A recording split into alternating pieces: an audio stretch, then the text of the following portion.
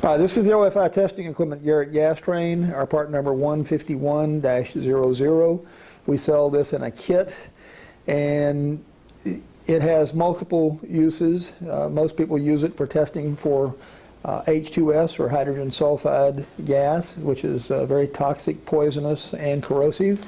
But you can also use it for testing for carbonates also. And we give you all of the equipment and tools and reagents to do both the H2S and the carbonate test. What I'm going to do now is a test for hydrogen sulfide. Basically, in chamber number 1, we put our filtrate, which is liquid that has no solids entrapped in the fluid. So it's a clear liquid only, and we're testing for soluble sulfides. Soluble sulfides include hydrogen sulfide. It also includes sulfides. It also includes hydrosulfide. And we acidify the solution with a sulfuric acid solution, and that converts all of the soluble sulfides to hydrogen sulfide, H2S. So basically what we're doing in chamber 1 is we're making H2S, and then we're using the CO2 cartridge or CO2 bulb as a carrier gas to carry the H2S from the first chamber through the second chamber into the third chamber and into something called a Draeger tube. Draeger tubes are very nice analytical tools which enable us to test for various elements, various ions. There's a lot of different Draeger tubes that a person can buy. Specifically, the ones that we carry for this test are the low-range Draeger tubes, which have a range of 100 to 2,000 parts per million, our part number 151-02, and then the high-range tubes, which is the it measured in percentages, 0.0 or 0.2 to 7% by volume, H2S. The low-range tubes are the little short tubes like so, and then the high-range tubes are blue in color. This is a test that we did yesterday. In the presence of hydrogen sulfide, they will stain, and the length of this stain gives you an indication, a very good indication, a quantitative indication of the amount of H2S gas that is present. So that's what we're going to do today.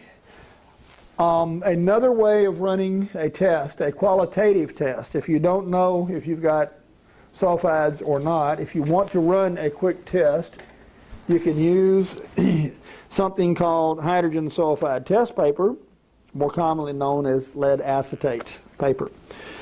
This comes in a circle. It has a bluish green color to it. In the presence of sulfides, it will turn dark. The higher the milligrams per liter or parts per million concentration of sulfides, the darker it will turn. In other words, it will turn black in a high concentration.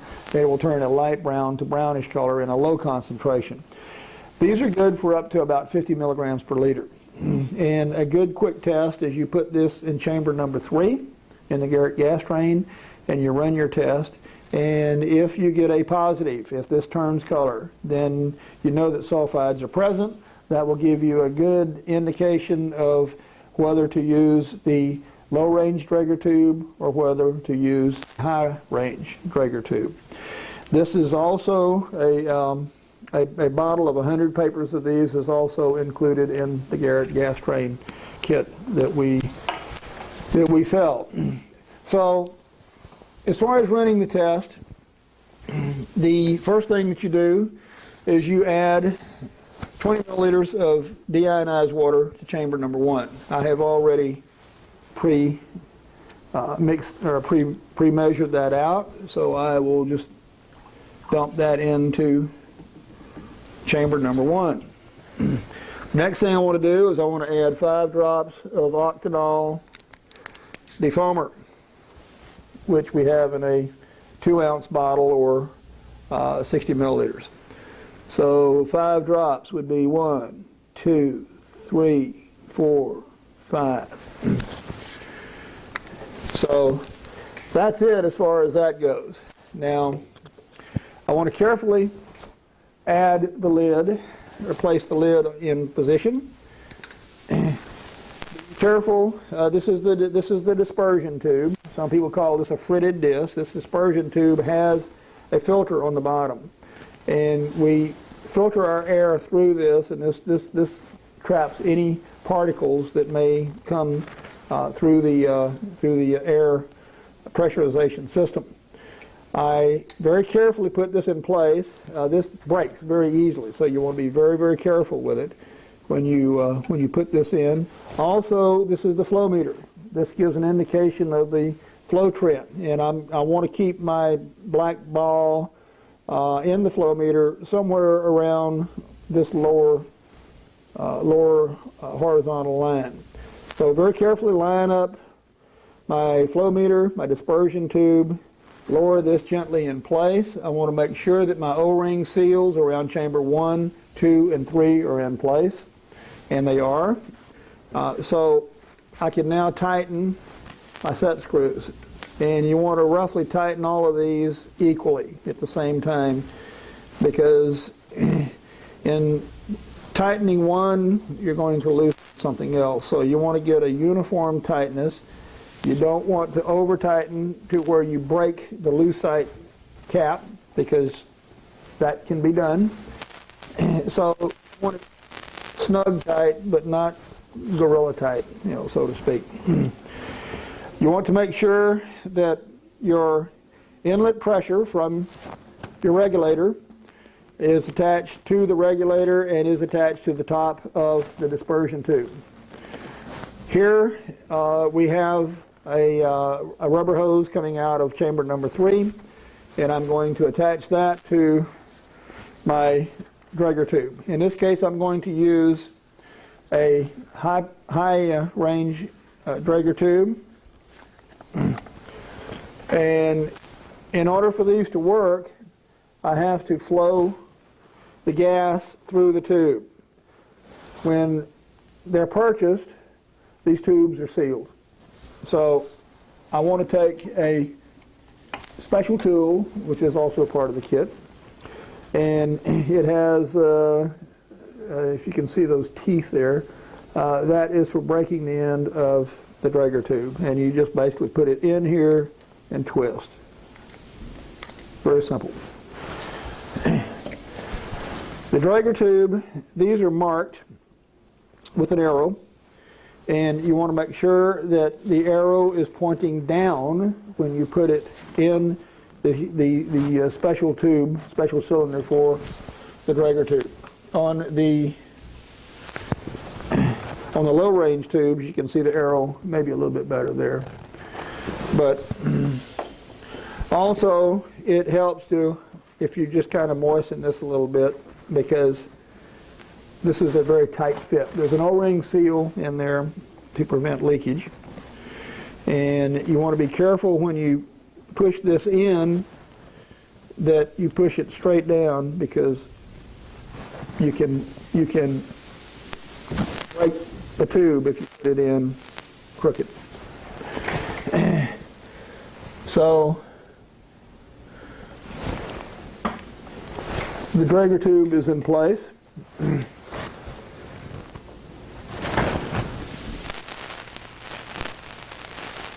The rubber hose from the chamber number 3 to the end of the Draeger tube.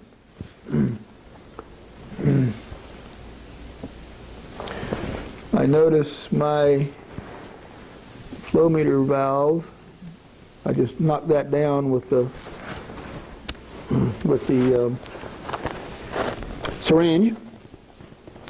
All right, so everything is ready. I want to check, ensure that my regulator T-screw is backed off. I want to put a new CO2 bulb in place. I had one in there already that may have sufficed for the test, but I always like to start off with a new one, so we will do that. we will tighten it down enough to puncture, but not over tighten, not to not put too much of a hole in the end of the cartridge or the end of the bulb. So now I am ready to run my test.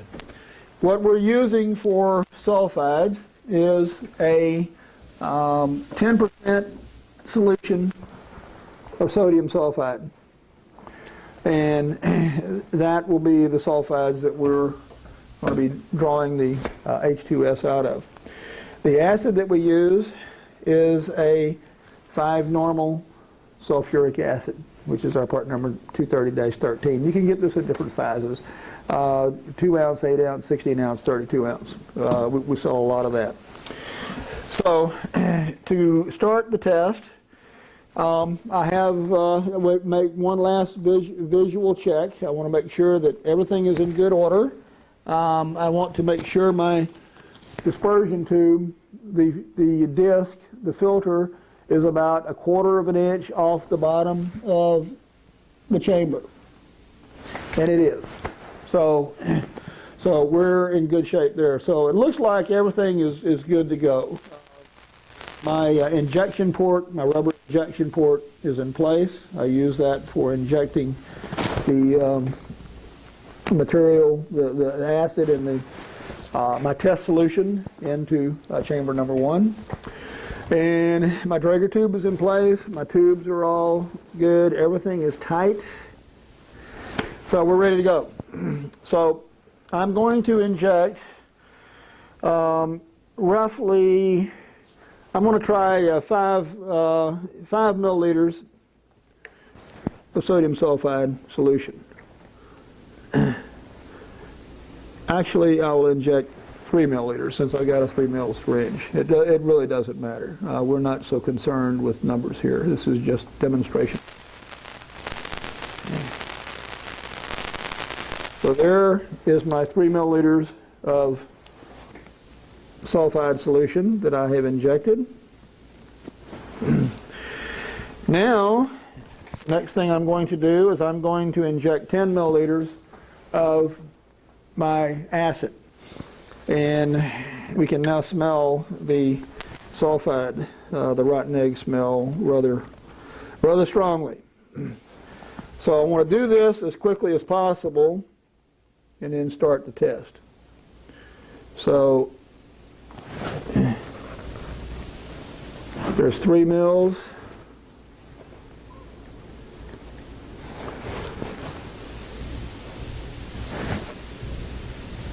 There's 6 mils. It would work better if you had a 10 mil syringe with a needle. By the way, these syringes with needles, when you're finished with them, you have to take the needle, bend it, break it off, but make it so that this syringe with this needle cannot be used in an illegal fashion, which is not the way it was intended to be used. All right, so we now have our solution, our test solution, chamber number 1. I am going to very carefully, and I don't want to overdo this, initiate my gas flow through the regulator, my CO2 gas flow. So I'm looking for bubbles here. And I'm also watching my flow meter bulb.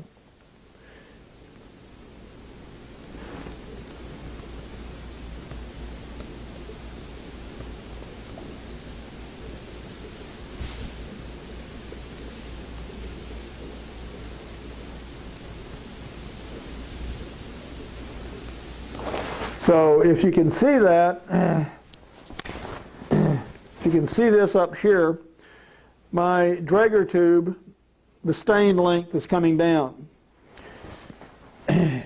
This, as I mentioned, is a high-range Draeger tube, specific to hydrogen sulfide, and this is indicating that the test is working as planned. My CO2 carrier gas is carrying the hydrogen sulfide, which we're generating in the first chamber, with the acid through the second chamber, through the third chamber, and through the Draeger tube. And you can see the stain length is coming down. We may peg out this Draeger tube. But this is the reason for running the test. When you run the Garrett, it's best if you get the Draeger tube to stain at least halfway down, because that way you get a good analytical test. Looks like I'm losing some pressure, so you have to constantly monitor this. You have to keep watching this. So I have pegged this out. So if I would rerun this test, which I would have to do, then I would use a smaller quantity of sodium sulfide solution. Instead of using 3 mils, I might use 1.5 mils, something like that. But I certainly would want to use a smaller amount. And the test procedure says to run this test for a minimum for 10 minutes or 15 minutes. Actually, you continue flowing for 15 minutes and continue collecting data in your Draeger tube. Since we have already maxed out the tube, there's no point in continuing this test, so I'm going to go ahead and abort it as of now. And in order to do that, if you can see here, my the valve, the little ball on the flow meter is just below my lower mark. The instructions say to keep it between these two lines. I don't know how necessary that is. I found that it helps to keep it closer to the lower line, but that's up to you. It's just the way I do it. I try to keep it more down here rather than more up here. But since we've already maxed out the high-range Draeger tube, we generated a lot of hydrogen sulfide gas, so I'm going to abort the test. I will back off on my regulator all the way down, which alleviates the inlet pressure from my CO2 bulb, and I can now retrieve my Draeger tube. And the formula that we go by, the way we measure this test, is that we're measuring sulfides in milligrams per liter or parts per million. And we don't differentiate. In general, when we say milligrams per liter, that equals parts per million, or ppm. So the formula is the darkened tube length times the tube factor divided by the sample volume. So in this particular case, we've got a, if I can get this out without breaking it.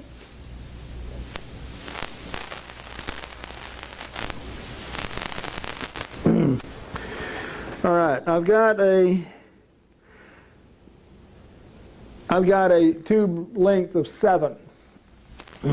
I've got actually beyond 7, but I could only measure 7. So my darkened tube length would be 7. The tube factor for the high range tubes is 1500. So the tube factor for the low range tubes, for the short range tubes, is 0.12. So the tube factor for this is 1500. So my sample volume that I started out was with 3 milliliters of sample. So the results of my test would be 7, the tube length, times 1500, the tube factor, divided by 3. That would be my answer as far as sulfide ion concentration in milligrams per liter or parts per million. So that basically is the way you run a Garrett gas train test for H2S analysis.